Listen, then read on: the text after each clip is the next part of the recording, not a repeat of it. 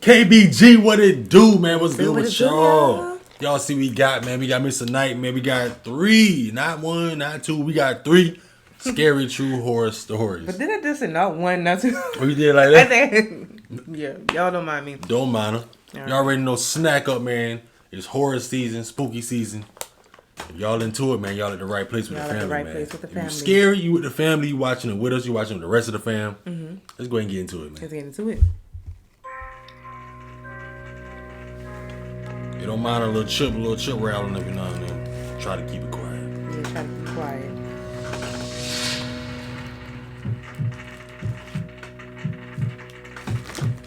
My girlfriend and I recently moved into our new house. It's honestly the home we've been dreaming of, the perfect fit for us. We have a cat named Bella whom we rescued together, so everything felt perfect when we first moved in. The only downside at first was the house to our right. It looked abandoned, as the owner had started renovating it but never finished. The layout of the house is such that on our right there's a space for the entrance to our back garden, and next to that is the abandoned house's entrance to its back garden. There's no fence separating the two, as the owner removed it to install a new one but never completed the job, leaving both back gardens with open access. Behind the abandoned house is another property separated by a fence. From what we could see, several young men lived there. Occasionally, when we returned home, we'd see them cutting through the neighbor's back garden to reach the front of the street. We didn't think much of it at first. Maybe they knew the owner and had permission. Fast forward to our first night in the new house. We were sitting in the back garden enjoying the space and looked up at the houses behind us, just out of curiosity. That's when we noticed a man staring blankly at us from a window. He wasn't hiding it. He made it very obvious.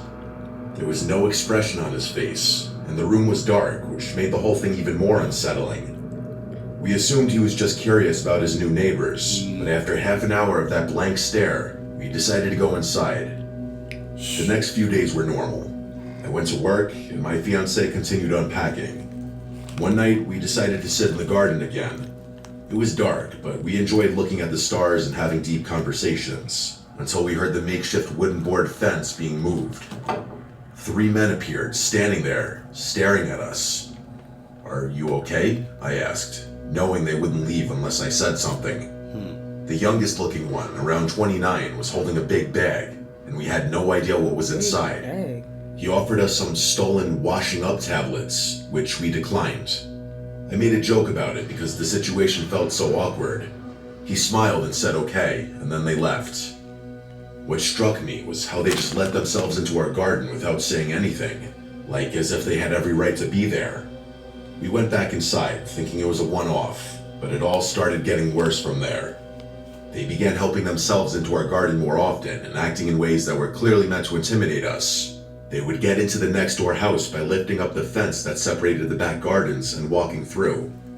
I forgot to mention, my girlfriend and I are both 20 years old, so of course the idea that they might be trying to intimidate us as 2 young women was the first thing that crossed our minds. One day, while I was cleaning the front room, 2 police officers came around the side of our house and entered the abandoned garden. They lifted up the fence and looked around for a few minutes before leaving without saying anything. I thought it was strange, but continued with my day, assuming maybe the people next door were trouble. A few days later, the police knocked on our door. They explained that the house behind us was now vacant. The men had been kicked out for antisocial behavior, apparently not just towards us, but with other neighbors too. Honestly, we were relieved. Even though they hadn't physically done anything yet, it meant they wouldn't get the chance to escalate things. We continued settling into the house, but one day, while I was in the bath, I heard a loud bang outside. I quickly got dressed and ran to find my girlfriend. I found her recording something from our spare bedroom window, which faces the garden of the now empty house. I asked what was going on, but she shushed me. After a moment, she explained.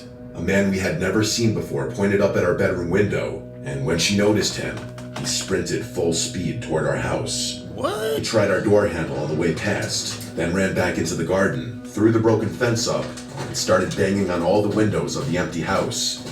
We called the police immediately. They came, watched the video, took a statement, and left. We were shaken.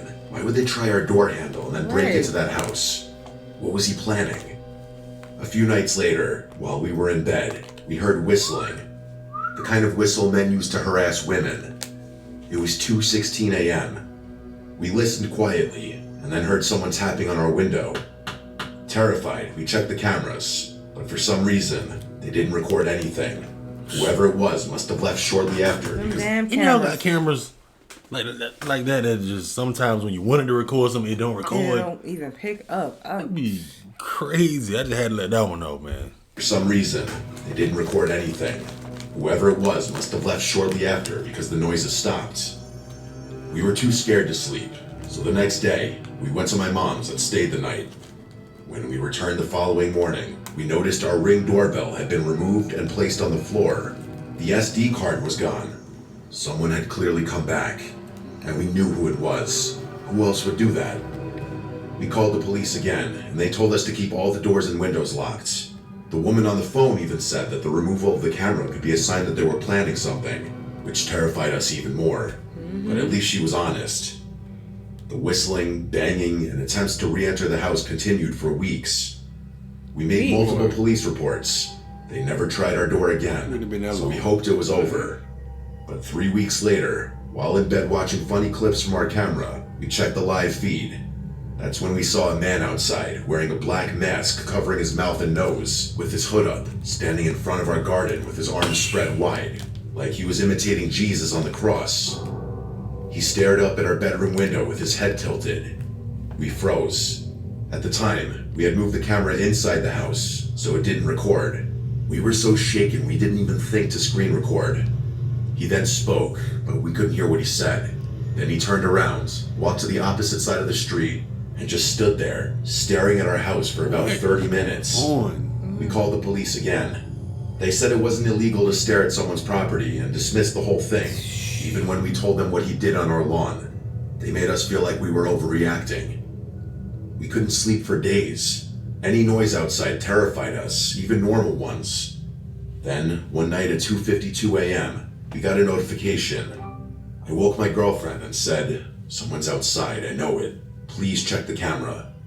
She did, and there they were.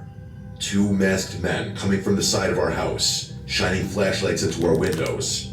One of them, the same man who had been harassing us, was holding what looked like a crowbar. Why us? What was the why point them? of this? For days on end, he would stand across the street, pointing, waving, or shouting things up at our window. Every time we looked, he would stare blankly at us. It was clearly meant to scare us, and it worked. We kept contacting the police, but they've done very little. The harassment continues. We've got cameras now, and we record everything, but we feel powerless. You gotta get some real Just protection. earlier today, he stood outside again, staring up at us. We got it on video, and we're absolutely terrified, but we'll update if anything else happens.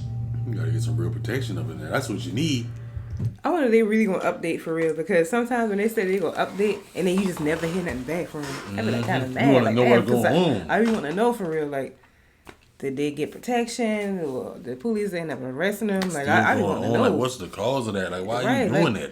I'd have had to get some protection. I don't tell you no lie. I would have had to get some protection, or Take gun it in or some something. hands. Yeah, Police can't do nothing else. They ain't, Right. Every time they come, it's nothing. You know. because I guess because they didn't actually nothing. physically do nothing. And then other he than just staring. He not doing. They ain't catching him. So yeah. Crazy work.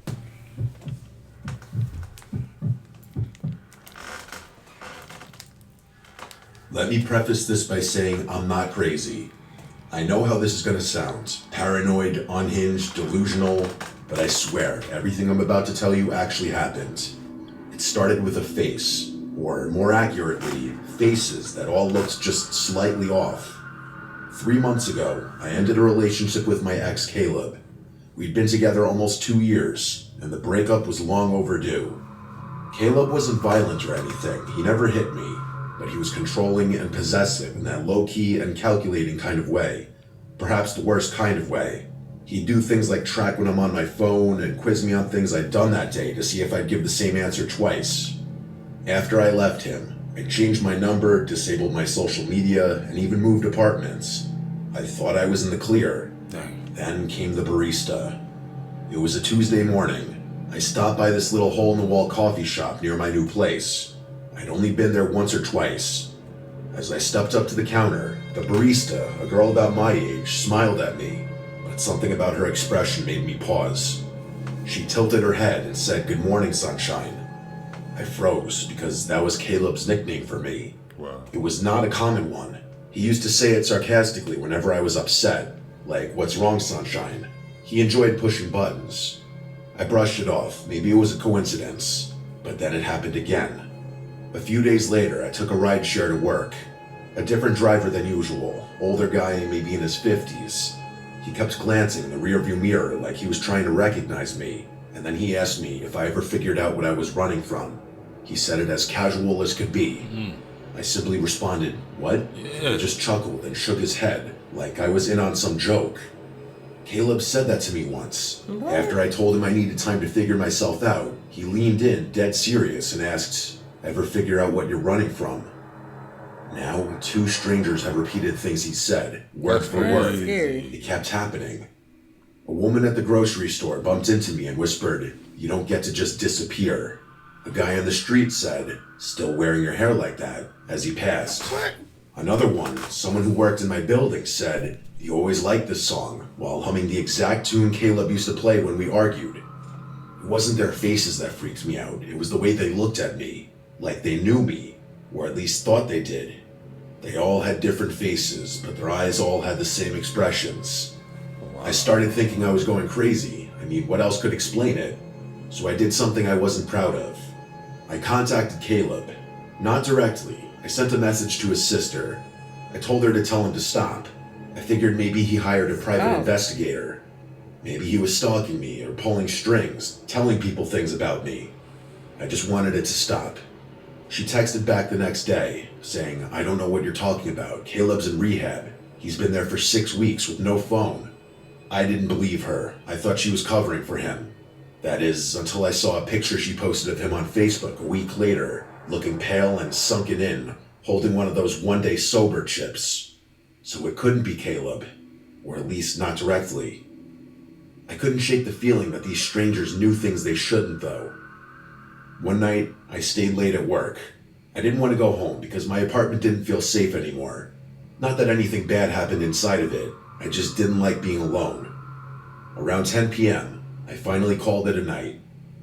I walked the 10 minutes to my place, keeping my head down, headphones in, but no music playing. Something I learned to do so I could still hear if someone was following me. When I turned the corner onto my block, I saw someone sitting on the stoop of the building across from mine. A young man with his hoodie up but his head down. I almost ignored him until he spoke. He said, "Cold out tonight, huh, sunshine?"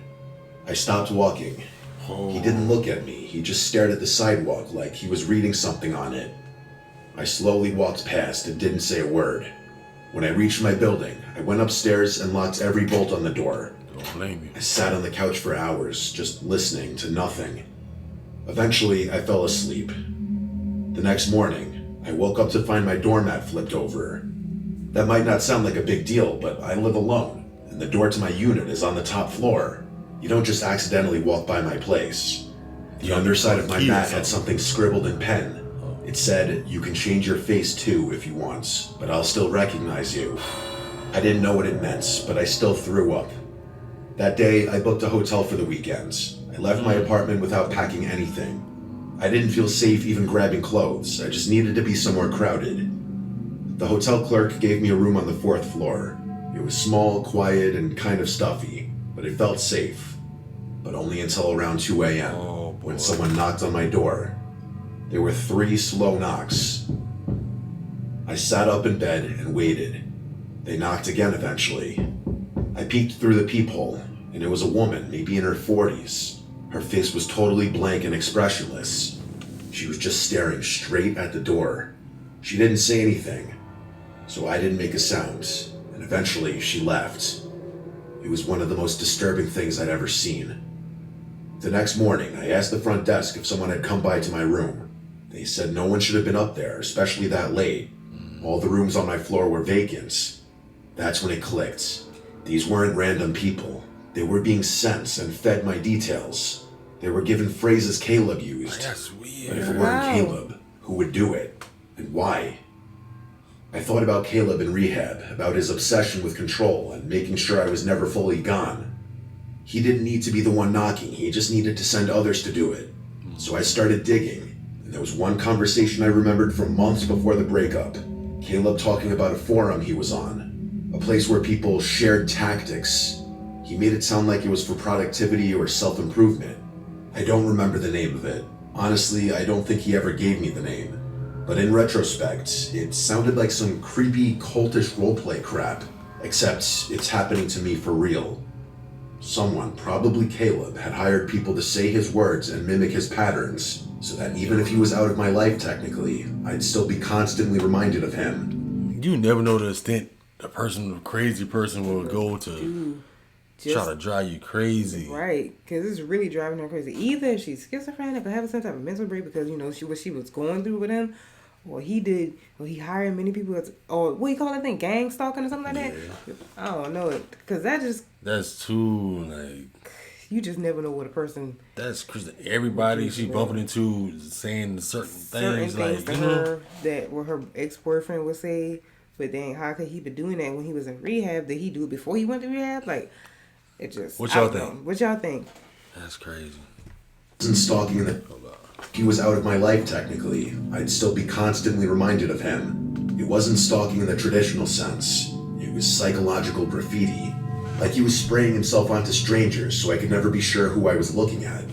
I don't think it's about watching me, but rather about making sure I never stop watching for him. I moved again and disappeared off social media again. I even dyed my hair. I told friends not to tell anyone where I was. It worked until last week. I was walking home from the bookstore and a woman passed me on the street and said, "Still hiding behind books, sunshine?" She didn't stop walking even just to look at me. I don't think this will ever stop. Maybe he paid some crazy underground service to do this to me for a year, who knows? Maybe he made it public. Maybe this is some sick underground game now. Who can scare Sunshine the best? Who can get the closest without touching? I can't trust anyone's face anymore. The constant paranoia is truly eating away at my mental health. It might be mental health. I don't know. Mine's starting to play tricks and everything. No, I don't. It gotta be like... How that one just go off like that? Is it something supernatural? Like, what is going on? It's kind of scary to think about it. Because how could people that she don't know... Or she making that happen? Or she thinking about it a lot. Right. I don't know. It can be like... That's what I'm That one got me. She could be thinking about it so much that she actually making it happen in her life and thinking it's... You know what I'm saying, man? That's crazy. Scary, too. My family is a group of homebodies that don't travel. So everyone was surprised when my aunt proposed a trip to one of Michigan's Great Lakes. We agreed, wanting to create new memories together. My cousin booked a spacious Airbnb that could somehow accommodate all 18 of us, which felt like a miracle considering the price. The house sat right on the beach, with gorgeous lake views that stretched for miles, almost like an ocean. Most of us claimed rooms in the main house, but because of our large group, some of us were placed in a second building directly behind it, a 2-story garage with bedrooms upstairs. My 3 cousins and I were assigned to sleep there. At first, we didn't think much of it.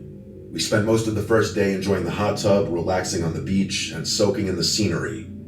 It wasn't until night that we entered the garage for real. The space was outdated and neglected, with carpeted bathrooms that smelled like mold, stained bed linens, and a poorly secured latch on the door. Clearly, the cleaners focused on the main home and ignored the garage. My cousins were grossed out and refused to sleep on the beds unless we washed the sheets, so I suggested we do laundry. The machines were small, so we could only do 1 set of bed sheets at a time, and it was obvious we'd be up late. We passed time upstairs, waiting for the first load. My cousin Maria complained about how we got stuck with the worst place, and as she spoke, I started to feel uneasy, like something bad was coming. I've had this feeling before, a rare kind of intuition that usually ends in a nightmare or something worse. I told my cousins to stay alert, and they listened, especially since we'd all experienced a break-in before when we lived in Detroit. Around midnight, the bell rang from the first floor, signaling the wash was done. I went downstairs alone, swapped the load into the dryer, and brought up the clean-smelling sheets. When my cousins saw how clean they were, they wanted their bedding washed too, so I kept going up and down between cycles doing everyone's sheets. At around 2:37 a.m., we were finally done. We made the beds and were too tired to stay up any longer. My cousin Nikki insisted we leave the light on, and while they all fell asleep quickly, I stayed up doing some schoolwork on my phone. I'm a light sleeper, something that stuck with me since the break-in, and I remained hyper-aware of my surroundings even while half asleep. Then, around 3 a.m., a loud bang hit the garage door, like someone had thrown their body against it. I sat up, startled, but my cousins didn't move. I tried telling myself it was just wind, though the noise was too heavy for that. You know that. Still, I stayed quiet and tried to sleep. But then it happened again. Same deafening crash, this time shaking the garage door. The building trembled from the impact. I was fully awake now, watching the lamp-lit room as my cousins continued to sleep. No animal or gust of wind could cause that. 20 minutes later, the third boom hit. The garage shook again, and finally, 2 of my cousins bolted upright.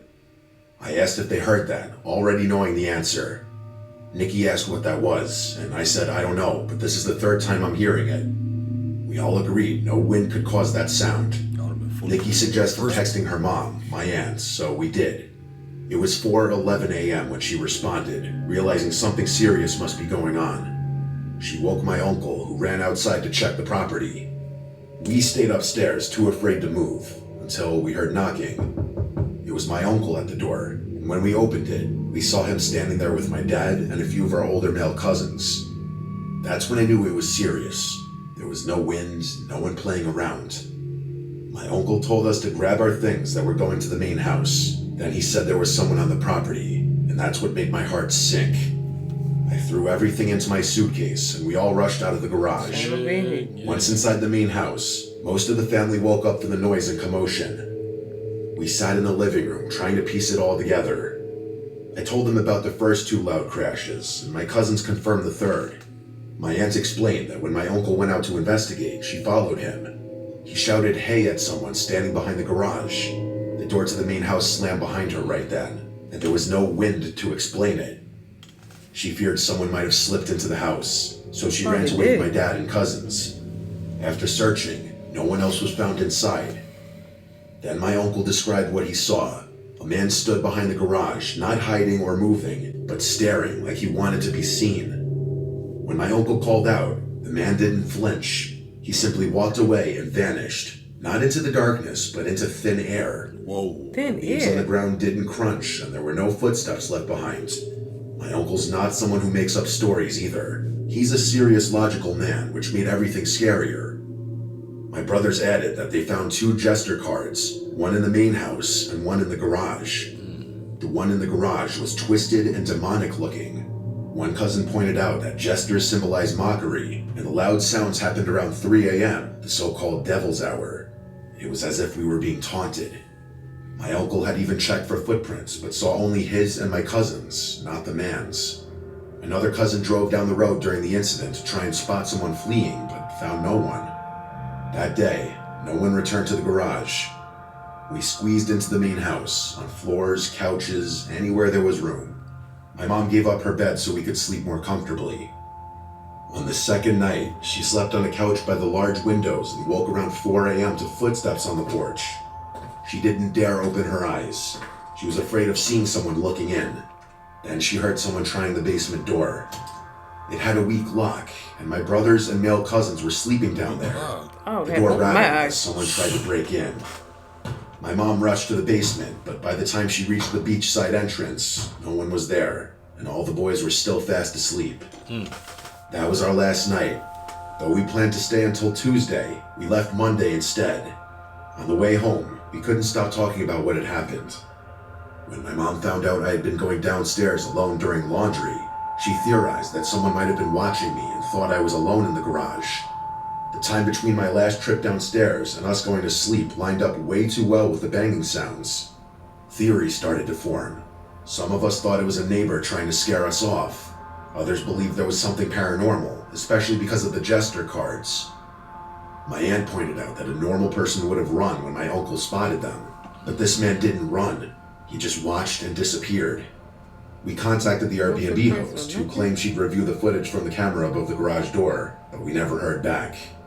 It made us wonder, did she know the man? Was he a neighbor? When we first arrived, my sister and cousin had walked the beach and passed a woman next door. She watched them coldly, without friendliness or a greeting, just an unfriendly gaze. The house was in the middle of nowhere, and we understood how constant Airbnb guests might annoy locals, but we were respectful. We didn't deserve what happened. This was our first family trip, and hopefully not our last. That was crazy. Even after everything we went through. It could have either might have been something paranormal, like how they say, because they say it was daddy or the uncle. I went to the garage and they say saw somebody, but when he said something, they didn't even flinch. The only thing the person did was walk away and vanish in thin air and not into the dark and left no footprints. That sounds like paranormal stuff right there. Yeah. That don't sound like somebody been there, like an actual person, human. Yeah. Oh man, I had to get up out of there fast. See, they didn't stay to Tuesday. They left Monday, but I don't think I would have stayed that that's night. all right. Shoot, with y'all? I was like, oh, hey, come on, let's go. Let's get up out of here. You gotta take that L, man. It been crazy, man. All three of those. What y'all think about them? Especially the second one. I just can't wrap my mind around that one. That was just crazy. All three of them, man. Y'all let us know. Did all three of those get y'all? Were they scary? Did they have your mind thinking like, you know what I'm saying? Y'all get down below. Let us know what other videos y'all want us to react to. Watch with y'all. Nightmare too, like. We got Mr. Nightmare. All this crazy, scary channels, man. Y'all tap in. Time, so tap in with some of those scary videos that I want us to react to. So give us some real scary ones too, man. And we love y'all. Check out the rest of the videos. We catch y'all next one.